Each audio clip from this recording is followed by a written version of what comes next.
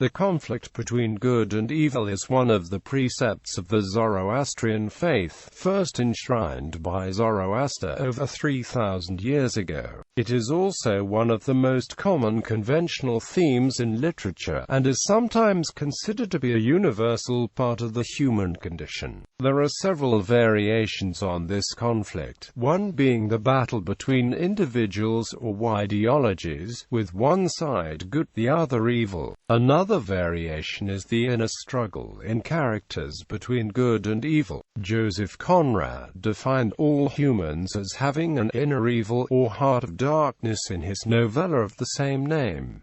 Classical tragedy, the form of tragedy described as best by Aristotle and exemplified by Oedipus the king, is properly concerned more with the tragic operations of fate than with a thematized conflict between good and evil. Nevertheless, the conflict between the good and the flawed aspects of the tragic hero form an important part of tragic catharsis in Aristotle's theory. There is, moreover, the form of tragedy with a happy ending that, although denigrated from Aristotle, was quite common in antiquity. This form, perhaps best exemplified by the Alcestis of Euripides, ends with the hero, a god, decisively beating an evil character. Northrop Frye has suggested that this form of tragedy is, in fact, the basic template for melodrama.